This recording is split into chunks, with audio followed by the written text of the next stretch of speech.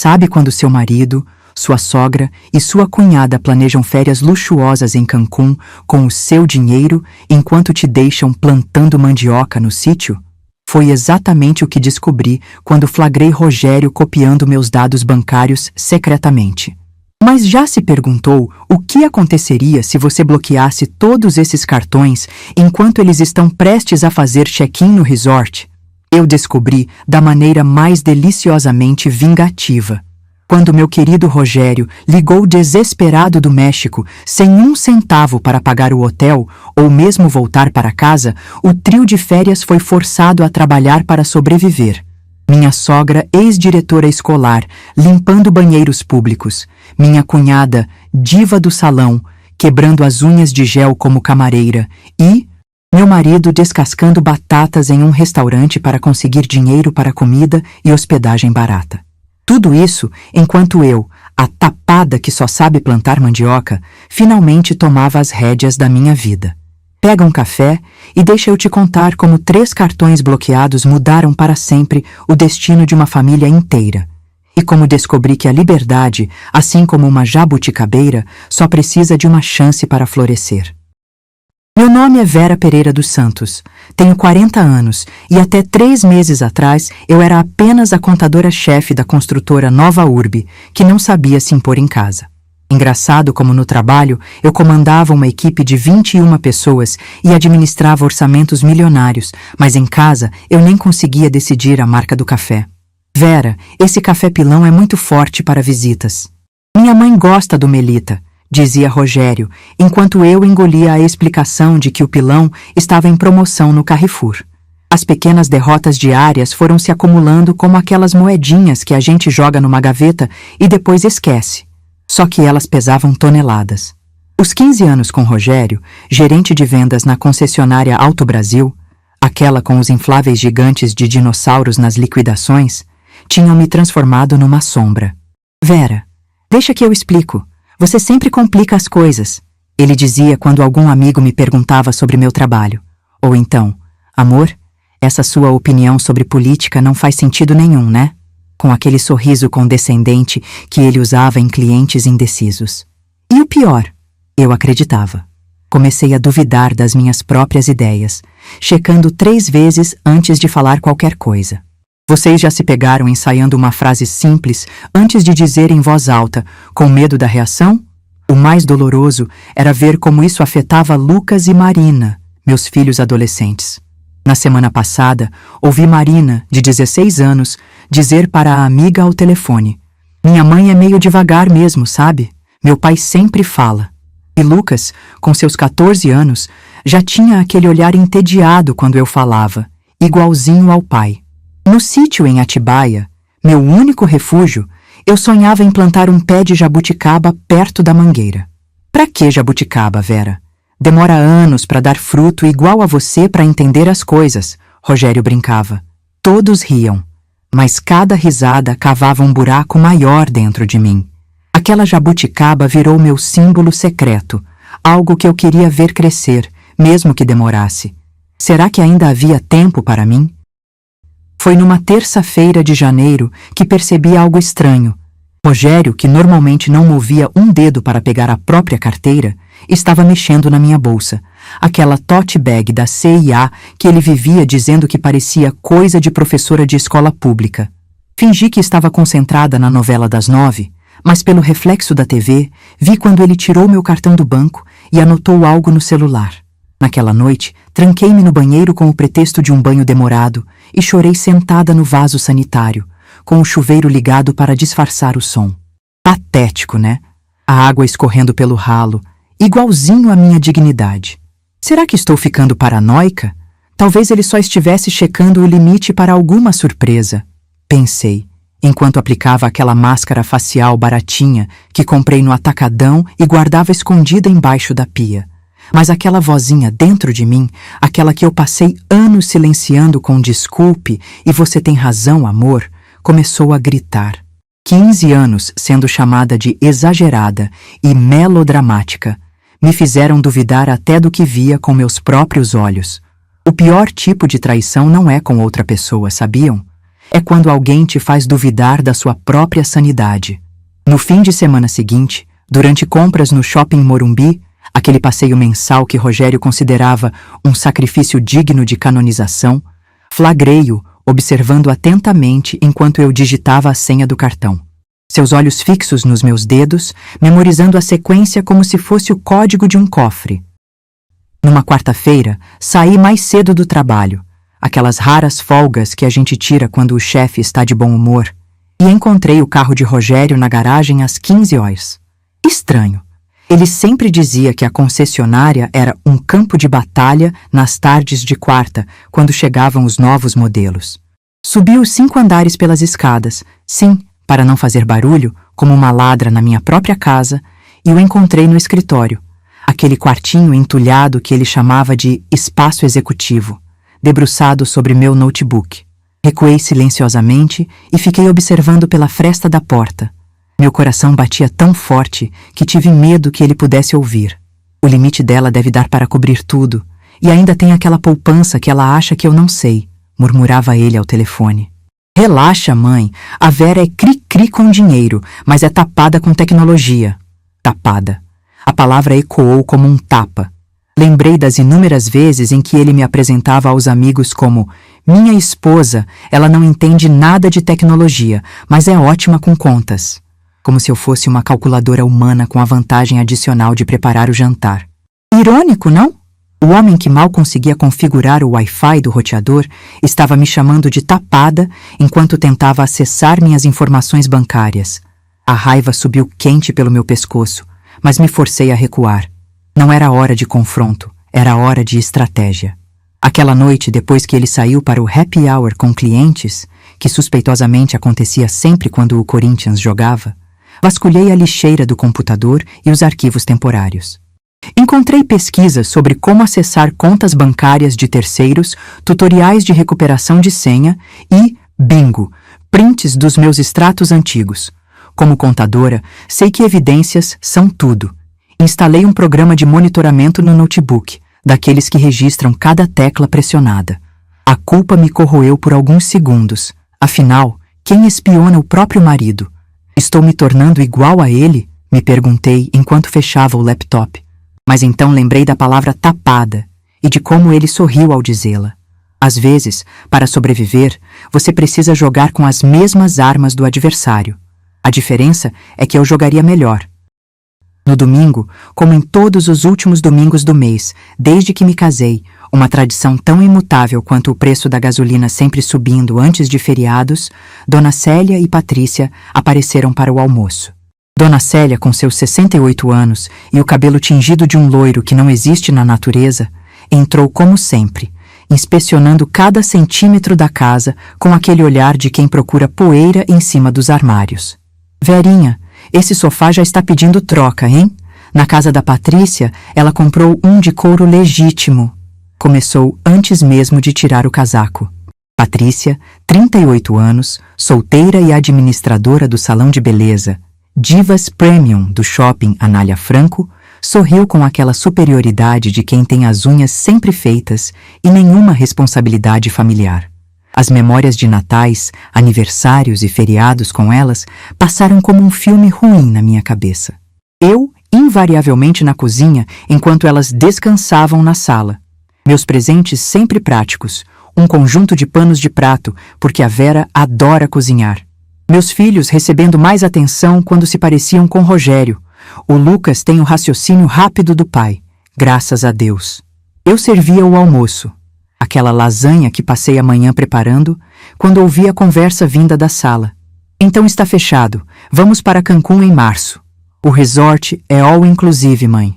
5 estrelas, dizia Rogério, com aquela empolgação que eu não via desde que ele ganhou o prêmio de vendedor do mês, 3 anos atrás. Parei no corredor, bandeja em mãos, como uma garçonete congelada no tempo. E a Vera, vai ficar com as crianças? Perguntou Dona Célia, sem nem tentar baixar a voz. Claro, alguém precisa cuidar dos adolescentes. Além disso, ela pode aproveitar para ir ao sítio, plantar aquela tal de jabuticaba que tanto fala. Rogério respondeu, seguido pela risada estridente de Patrícia. Plantando mandioca enquanto a gente toma margarita na praia. mais risadas. A bandeja tremeu em minhas mãos. Foi quando percebi que Marina estava parada na porta da cozinha, ouvindo tudo, com aquela expressão que adolescentes têm quando descobrem que os adultos são, na verdade, terrivelmente mesquinhos. Nossos olhares se cruzaram, e pela primeira vez vi algo diferente nos olhos da minha filha. Não era desprezo, era solidariedade. Entrei na sala com o sorriso mais falso que já dei na vida. Quem vai querer lasanha? Perguntei, como se não tivesse ouvido nada. Mas dentro de mim, algo estava finalmente fervendo no ponto certo. Cancún parece ótimo para vocês três. Eu realmente prefiro ficar com as crianças. Vocês sabem como sou, não gosto muito de praia. Menti, com um sorriso tão convincente que merecia um Oscar. Na verdade, meu sonho sempre foi conhecer o Caribe. Mas depois de anos ouvindo que viajar para fora é jogar dinheiro no lixo quando temos Ubatuba aqui pertinho, aprendi a guardar meus desejos numa caixinha mental bem trancada. Rogério pareceu surpreso com minha concordância imediata. Geralmente ele precisava de pelo menos meia hora de argumentação para me convencer de qualquer coisa. Dona Célia, desconfiada como uma gata vendo Pepino pela primeira vez, ergueu uma sobrancelha tão preenchida que parecia desenhada com canetão permanente. Naquela noite, depois que todos foram embora, liguei o notebook e abri o programa de monitoramento. As evidências estavam ali, brilhando na tela como vagalumes digitais. Pesquisas por Majestic Riviera Maya All Inclusive. Melhor câmbio dólar. Cartão internacional sem avisar titular. O resort custava nada menos que $4.000 por pessoa para 2 semanas. Quase R$60.000 para os 3. Dinheiro que daria para reformar o sítio inteiro, trocar meu carro de 2012 que vivia dando problema, ou até mesmo fazer aquela pós-graduação em finanças que sempre adiei porque não era prioridade familiar. A indignação subiu pela minha garganta como ácido. Quem eles pensavam que eu era? Um banco ambulante com avental? Sentada no quarto escuro, olhei para a foto da minha mãe na mesinha de cabeceira. Aquela mulher que criou 3 filhos sozinha, vendendo salgados na porta de fábrica e que sempre dizia: "Nunca abaixe a cabeça, minha filha, nem para passar batom." O que ela faria? Perdoaria? Confrontaria? Ou algo mais calculado? Pela primeira vez em 15 anos, senti uma clareza absoluta. Isso não era sobre vingança, era sobre sobrevivência. Na manhã seguinte, chamei Lucas e Marina para um café da manhã fora de hora. Panquecas com Nutella às 16 horas, o tipo de irregularidade que Rogério detestaria. "Crianças, vocês acham que eu deixo as pessoas me tratarem como capacho?" Perguntei diretamente. O silêncio constrangedor deles foi a resposta mais sincera que já recebi. "Isso vai mudar", prometi enquanto servia mais Nutella. "E talvez a gente plante aquela jabuticaba no sítio afinal." Marina sorriu. Lucas pareceu confuso. Mas a semente estava plantada, e não era só a da jabuticaba. Pedi férias no trabalho pela primeira vez em 3 anos. Aquele tipo de folga que faz o chefe olhar 2 vezes para ter certeza de que realmente sou eu falando. Vera Pereira pedindo dias off? O apocalipse chegou? Brincou Marcelo, meu supervisor, enquanto assinava o formulário. Mal sabia ele que o apocalipse estava mesmo chegando, só que na vida do meu marido e da minha sogra. Na segunda-feira, enquanto Rogério vendia carros com aquele sorriso de tubarão simpático, fui até a agência do Itaú na Avenida Paulista, não há perto de casa, onde todos me conheciam como a esposa do Rogério, mas uma onde eu seria apenas mais uma cliente com expressão determinada. "Gostaria de um extrato detalhado dos últimos 12 meses, por favor." Pedi à gerente, uma mulher de blazer impecável e olhar compreensivo. "Também quero informações sobre quem acessou minha conta online." 2 horas e 3 cafezinhos depois, saí com uma pasta amarela debaixo do braço e um nó no estômago. Números não mentem, e os meus contavam uma história de traição financeira digna de novela das 8. No dia seguinte, fui encontrar Marina Leite, minha amiga da faculdade e advogada especializada em direito familiar, naquele café discreto na Liberdade com mesinhas nos fundos, onde ninguém te escuta. "Vera, o que você está me contando é apropriação indébita", disse ela, depois de examinar os documentos. "E se tratando de cônjuge, é ainda pior. Marina me contou como seu próprio casamento acabou de forma similar." Ele comprou uma moto Harley com o dinheiro do apartamento, acredita? E como ela se reconstruiu. Suas palavras acenderam algo em mim. Na quarta-feira, armada com meu celular configurado para gravar, flagrei Rogério no escritório copiando números e códigos de segurança dos meus cartões. Minha mão tremia sobre a maçaneta da porta. Uma parte de mim queria irromper no cômodo, jogar 15 anos de mágoa na cara dele e assistir seu mundo desmoronar em tempo real. Mas outra parte, a contadora calculista que ele sempre subestimou, me segurou. Ainda não, sussurrei para mim mesma, recuando silenciosamente. Era como aquela frase que a vovó sempre dizia sobre o feijão. Não mexa enquanto não estiver no ponto certo, senão empapela tudo. E Rogério ainda não estava no ponto para ser servido. 6 meses. Foi o tempo que dei a mim mesma para construir minha fortaleza financeira, enquanto Rogério, Dona Célia e Patrícia arquitetavam sua escapada paradisíaca. Comecei abrindo uma conta secreta no Nubank, roxinha, digital, sem extrato de papel para ser encontrado acidentalmente por olhos curiosos. Transferia pequenas quantias semanalmente, valores que não levantariam suspeitas. R$ 200 aqui, 300 ali, como quem junta moedinhas num cofre de porquinho. Só que este porquinho tinha senha de 6 dígitos e autenticação de 2 fatores. O plano era simples, mas exigia a paciência que só uma mulher que aguentou 15 anos de deixa que eu explico amor poderia ter. A investigação revelou verdades amargas como café sem açúcar. Rogério ganhava 7.000 na concessionária, não os 4.500 que declarava para a família. A diferença? Sumia magicamente todo mês, junto com os bônus de vendas que ele jurava que não existirem mais. A economia está difícil, Vera. Precisamos apertar os cintos, dizia ele, enquanto eu cortava a marca do detergente e ele mantinha um cartão de crédito secreto com limite de 20.000. Usado principalmente para comprar aquelas camisas polo caras para ele, perfumes importados para Dona Célia e tratamentos de pele para Patrícia. Já mencionei que ele tentou fazer um empréstimo usando o sítio como garantia? Pois é. Só não conseguiu porque, graças aos céus, meu nome estava no documento como coproprietária.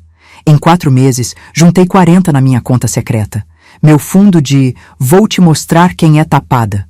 Paralelamente, reconectei-me com pessoas que Rogério sistematicamente afastou ao longo dos anos. Minhas irmãs, sua família só sabe reclamar da vida, minhas amigas da faculdade, aquela Denise é muito vulgar com aquelas roupas, até meu primo Júlio. Ele claramente dá em cima de você, Vera, tenha noção. Foi como redescobrir partes de mim que estavam hibernando. Cada café com uma amiga, cada ligação para minha irmã, cada mensagem do grupo Contábeis Unip 2004 era um tijolinho a mais na reconstrução da minha identidade. Vocês sabem o que é mais libertador que juntar dinheiro escondido? Rir genuinamente de novo, sem medo de parecer escandalosa demais. Naquela mesma noite, sentada na cama com o notebook equilibrado nos joelhos, enquanto meu marido roncava, mudei todas as minhas senhas. E-mail, banco, cartões, tudo. Criei uma planilha codificada que só eu entendia, escondida em uma pasta de receitas fit, porque, convenhamos, aquele era o último lugar onde Rogério procuraria qualquer coisa. A adrenalina daquele pequeno ato de rebelião me fez sentir viva pela primeira vez em anos. Vocês já sentiram o gosto da autopreservação? É amargo, mas estranhamente viciante. Olá, gostaria de reportar um possível comprometimento dos meus dados bancários, disse eu ao atendente do Itaú, com aquela voz preocupada que aperfeiçoei depois de ensaiar no espelho do banheiro. Repeti o processo no Bradesco e na operadora do cartão internacional. Por precaução, gostaria de bloquear temporariamente todos os cartões. Era a véspera da grande viagem e Rogério andava pela casa como criança na fila do parque de diversões, jogando camisas havaianas horrorosas na mala e falando sobre como iria descansar dessa rotina insana de trabalho. Mal podia esperar para mostrar à mãe e à irmã o resort de luxo que ele, o grande provedor, tinha conseguido. Vai levar boné para o sítio, Vera? Cuidado para não ficar muito vermelha plantando aquela tal de jabuticaba, provocou ele, enquanto eu dobrava algumas roupas básicas para os dias em Atibaia com as crianças. Sorri E concordei, mastigando a humilhação como quem chupa um limão inteiro, fingindo que é doce. Naquela noite, encontrei uma foto nossa de 10 anos atrás, na Praia Grande, quando Lucas era apenas pequeno e Marina uma menininha de vestido florido. Rogério me abraçava pela cintura, e eu sorria como se tivesse ganhado na loteria. Tive um momento de hesitação. Será que estou exagerando? Será que ele merece isso? O pensamento durou exatos 3 segundos, o tempo de lembrar dele me chamando de tapada ao telefone. Na manhã da partida, chegou uma carta do RH da Nova Urbe. Abri discretamente na cozinha, enquanto todos corriam com os últimos preparativos. Temos o prazer de comunicar sua promoção ao cargo de diretora financeira. Engoli o grito de alegria que subiu pela garganta e enfiei o envelope na gaveta de meias. Rogério passou por mim carregando as malas. Qualquer emergência, liga para o meu celular, mas só se for realmente importante, tá? Roaming internacional é caríssimo. Assenti obedientemente. Boas férias, amor. Aproveitem o resort, respondi, dando um beijinho na bochecha dele. No táxi para o aeroporto, ele ainda gritou pela janela. E não esquece de regar as plantas, hein? Você sempre esquece. Acenei até o carro dobrar a esquina e então deixei escapar um sorriso que guardei por 15 anos. O espetáculo estava apenas começando, e desta vez eu era a diretora. Não precisei imaginar a cena. Rogério me ligou narrando cada detalhe doloroso enquanto acontecia, como um repórter desesperado cobrindo sua própria desgraça. O Majestic Riviera Maya era exatamente como nos comerciais, palmeiras balançando suavemente na brisa caribenha, piscinas de borda infinita, refletindo o azul impossível do céu mexicano, funcionários sorridentes com bandejas de drinks coloridos, decorados com guarda-solinhas miniatura. Rogério, Dona Célia e Patrícia, empolgados após 8 horas de voo e um transfer de luxo do aeroporto, chegaram à recepção de mármore com seus óculos escuros caros e sorrisos de quem merece o melhor da vida.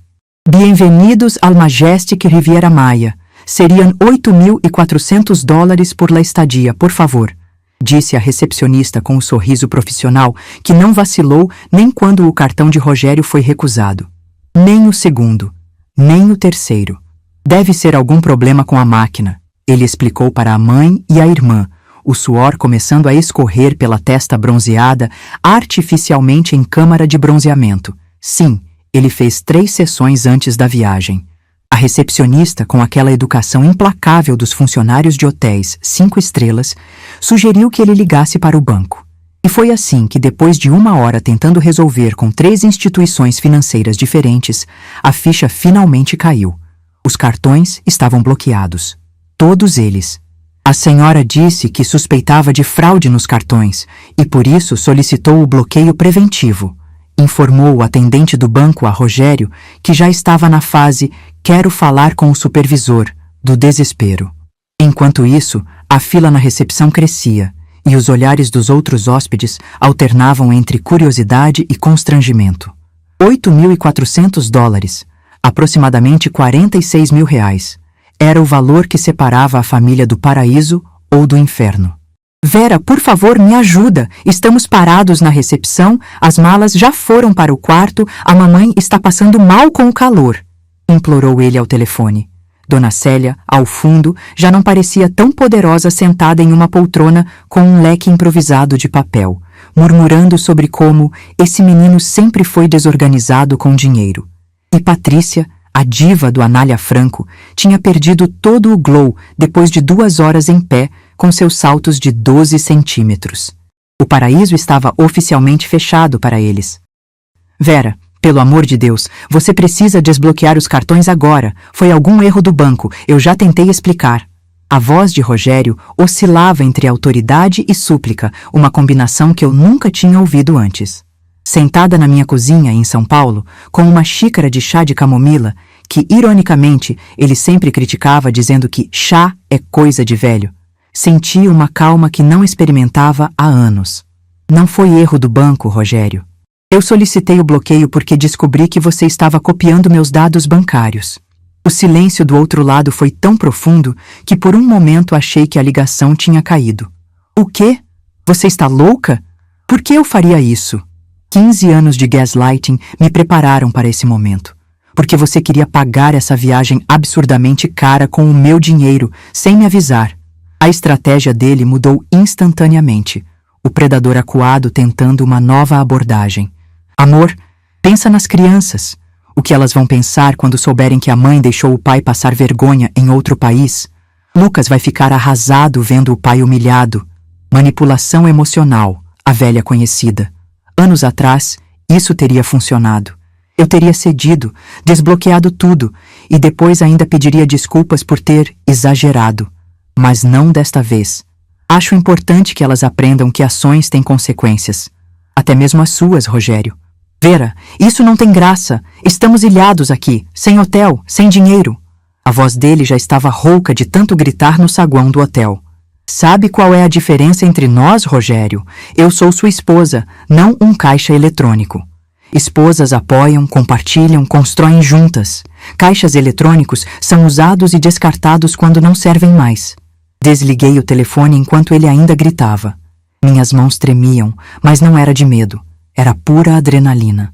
Olhei pela janela da cozinha e vi o céu de São Paulo, cinzento como sempre, mas de alguma forma mais luminoso. Pela primeira vez em 15 anos, ri sozinha. Uma risada genuína, descontrolada, quase histérica. Do outro lado do mundo, 3 pessoas que me trataram como capacho estavam aprendendo que até os tapetes podem ser puxados de repente. Não era vingança, era justiça poética. A queda do pedestal é sempre mais dolorosa do que se imagina, especialmente quando você cai de um resort 5 estrelas para um hostel de mochileiros em Playa del Carmen. Rogério me enviou fotos do novo alojamento com a legenda "Satisfeita com sua vingança?". Confesso que salvei aquelas imagens na pasta Momentos Felizes do meu celular. O contraste era quase cômico. Das suítes luxuosas com vista para o mar, para quartos compartilhados com beliches de madeira rangente e ventiladores de teto que pareciam ter sido instalados durante a Revolução Mexicana. O banheiro, coletivo, com chuveiros que alternavam entre água fervente e gelo ártico sem aviso prévio. Bem-vindos à vida real, querida família. $15 por noite, 3 pessoas, explicou Rogério, com aquela voz que usava quando tentava me convencer que um carro com 200 mil quilômetros rodados era praticamente novo, só precisa de amor. O hostel Amigos del Sol, que segundo as reviews online que pesquisei depois, deveria se chamar Inimigos do Sono devido às festas noturnas, foi a única opção dentro do orçamento emergencial que conseguiram com o cartão de crédito extra de Patrícia. Aquele que ela jurava usar só para emergências. A ironia?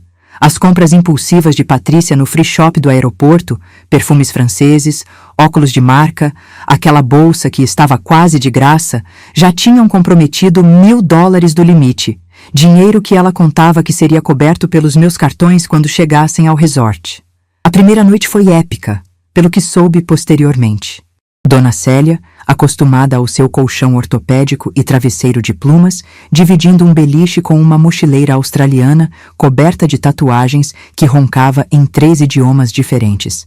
Patrícia, que passava creme importado até nas cutículas, agora compartilhando produtos de higiene com desconhecidos. E Rogério, meu querido marido que reclamava da dureza do colchão king size da nossa cama, dormindo na parte de baixo de um beliche cujo ocupante superior tinha aparentemente comido algo questionável e passava mal a cada 2 horas. "Tem mosquitos do tamanho de helicópteros aqui", reclamou ele por mensagem. Respondi apenas com um emoji de mosquito. Mesquinho? Talvez? Satisfatório? Imensamente. Vocês já sentiram o gosto doce da justiça sendo servida? É melhor que chocolate belga, posso garantir. Precisamos de dinheiro urgente. A mensagem de Rogério chegou às 7 da manhã seguinte, enquanto eu tomava café na varanda do sítio, observando Marina e Lucas ainda dormindo. No México, o trio improvável saía para sua primeira busca por trabalho em solo estrangeiro. A realidade era cruel.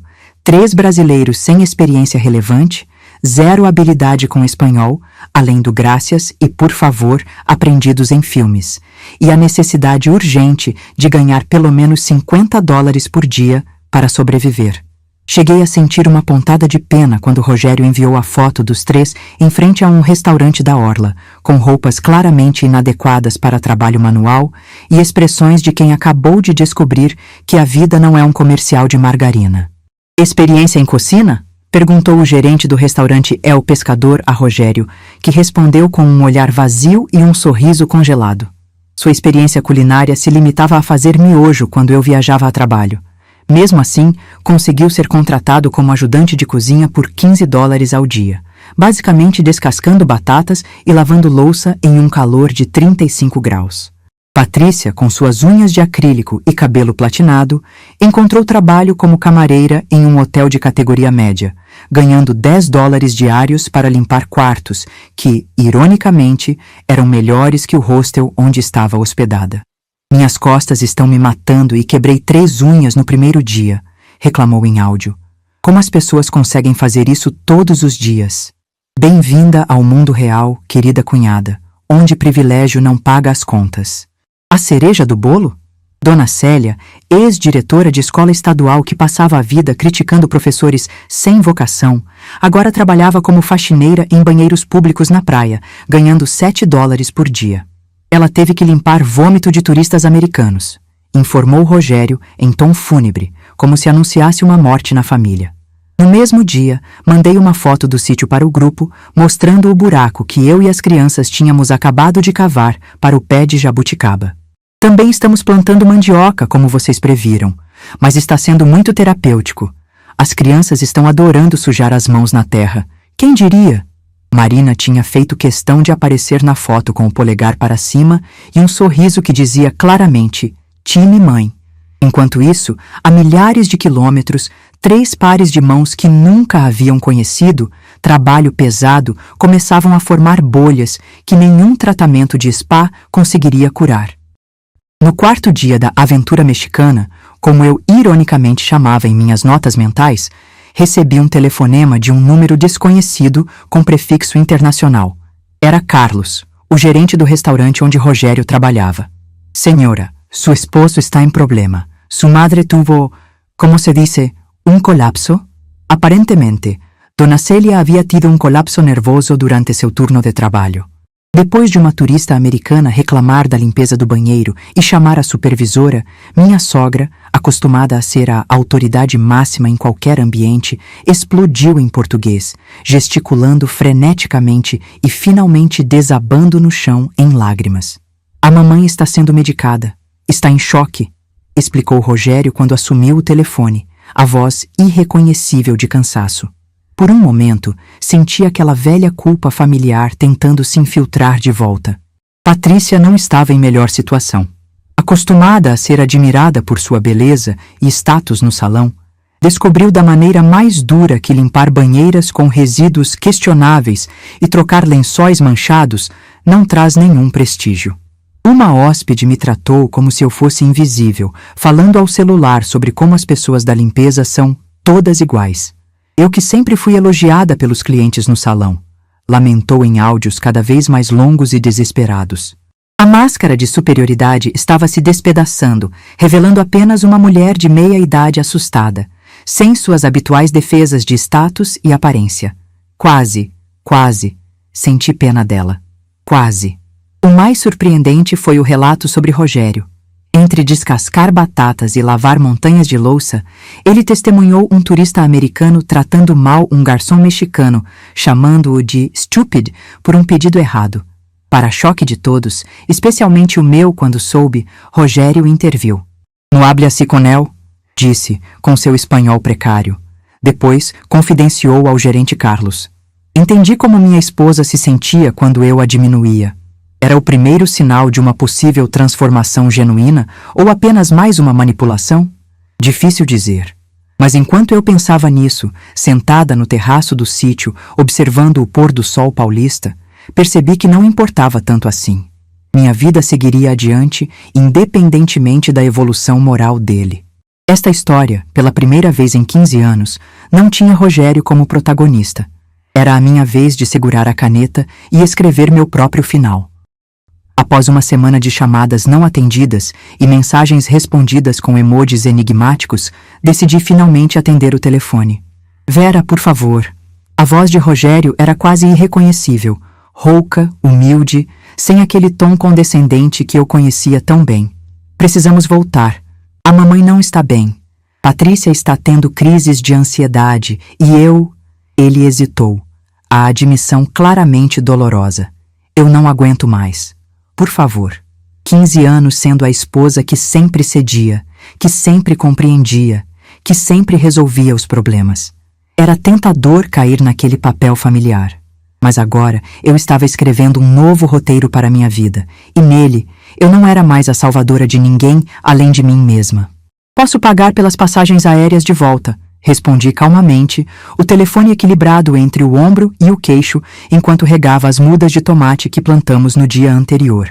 Lucas havia se revelado surpreendentemente habilidoso com jardinagem, mas com uma condição: vocês ficam mais uma semana aí. O silêncio do outro lado foi quebrado por um suspiro derrotado. Mais uma semana? Vera, você não entende o que estamos passando. A mamãe teve que limpar... Ele não conseguia nem completar a frase. O horror de trabalho manual, ainda incompreensível para alguém que passou a vida adulta vendendo sonhos sobre rodas para clientes endividados. Considere como um programa educacional, expliquei, usando exatamente o tom que ele usava quando me explicava por que não podíamos trocar o sofá rasgado. Condescendente, mas com um toque de falsa preocupação. A notícia não foi bem recebida pelo restante do trio. Ela não pode fazer isso conosco, gritou Dona Célia ao fundo, sua indignação superando momentaneamente seu esgotamento físico. Quem ela pensa que é? Foi minha deixa para o golpe final. Da mesma forma que vocês não podiam me deixar plantando mandioca? Respondi, a doçura na minha voz disfarçando o veneno da verdade. Mas fiquem tranquilos, já pesquisei as passagens. Aeroméxico, próxima segunda-feira. Classe econômica, assentos do meio. Afinal, precisamos economizar, não é mesmo? Desliguei enquanto Rogério ainda tentava argumentar. Na sala, Marina me olhava com uma mistura de espanto e admiração. Mãe, você está diferente, observou. Sorri, pegando uma jabuticaba madura do cacho que compramos na feira do produtor. Diferente não, filha. Apenas finalmente sendo eu mesma. E pela primeira vez em anos, realmente acreditei nisso. Os 3 dias finais da experiência mexicana trouxeram mudanças inesperadas, relatadas em tempo real por Rogério em mensagens cada vez mais reflexivas. Hoje o Carlos me ensinou a fazer guacamole. Disse que tenho jeito para a cozinha, escreveu ele, anexando uma foto de si mesmo suado, com uniforme de cozinha e um sorriso cansado, mas genuíno.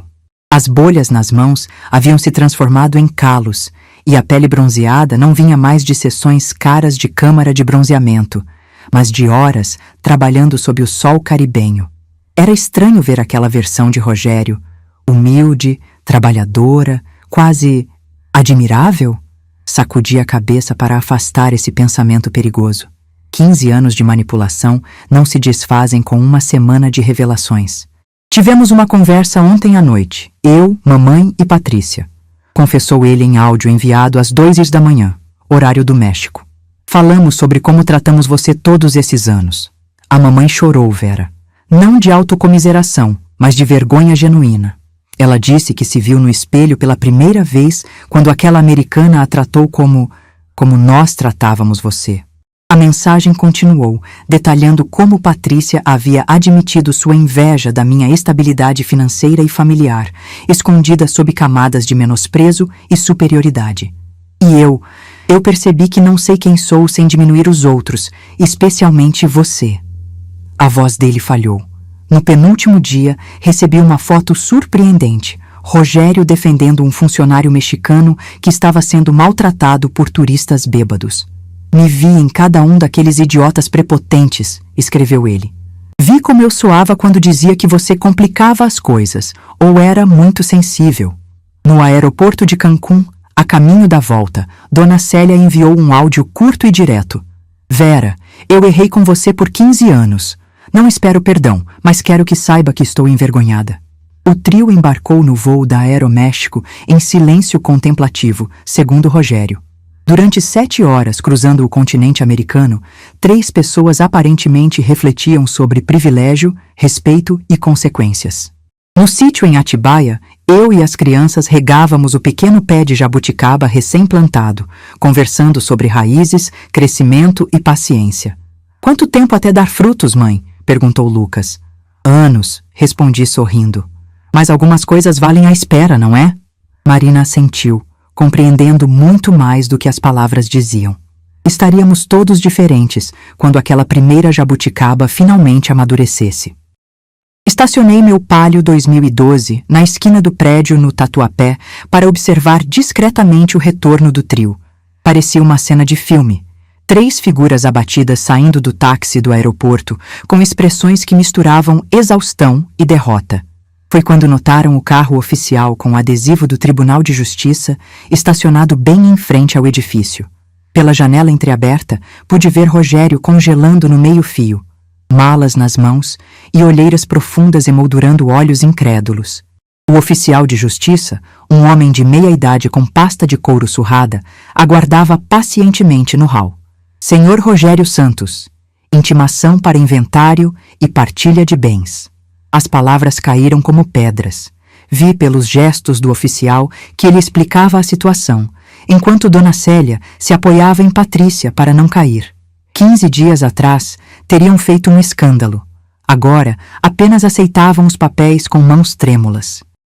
O Fórum João Mendes, no centro de São Paulo, sempre me pareceu intimidante com sua arquitetura imponente e corredores intermináveis. Naquela manhã úmida de abril, entrei acompanhada de Marina Leite, agora oficialmente minha advogada, carregando 3 pastas organizadas meticulosamente.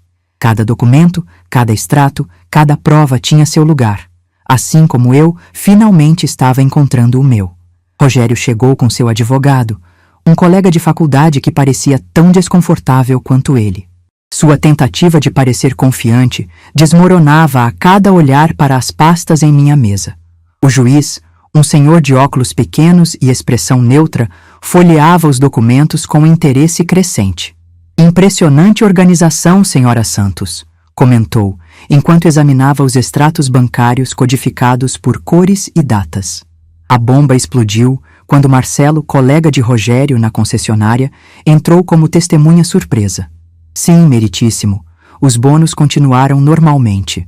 Na verdade, Rogério foi o vendedor com maior premiação do último trimestre. O rosto do meu marido transformou-se numa máscara de traição. Sua defesa, ela sempre foi obsessiva com dinheiro, caiu por terra quando apresentei a evidência final. Fotos dele com uma corretora de imóveis avaliando o sítio sem meu conhecimento. O tribunal mergulhou num silêncio denso. 350 mil reais em 6 meses. A sentença caiu como um martelo sobre a vida de Rogério. O apartamento no Tatuapé, nosso lar por 12 anos, precisou ser vendido rapidamente, bem abaixo do valor de mercado. Passei para recolher os últimos pertences numa tarde de domingo, encontrando-o sozinho entre caixas de papelão e memórias empoeiradas. "Lembra quando pintamos este quarto para o Lucas nascer?" perguntou segurando um pedaço de papel de parede azul com estrelas. Para completar o desastre, Rogério perdeu o emprego na concessionária quando o dono descobriu seu envolvimento no escândalo. "Não podemos manter vendedores com problemas na justiça, espanta os clientes", explicou friamente seu chefe, enquanto esvaziava a mesa com troféus de vendedor do mês. A notícia correu rápido no pequeno mundo das concessionárias de São Paulo, fechando portas em todo lugar. Agora trabalhava como vendedor comissionado numa loja de eletrodomésticos no Shopping Penha e como entregador de aplicativo nas noites e fins de semana. A mudança para o apartamento na Penha foi um choque para todos.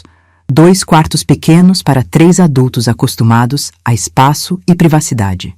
Rogério dormindo no sofá da sala, acordando às 5h para o primeiro turno na loja e retornando apenas para trocar de roupa antes das entregas noturnas.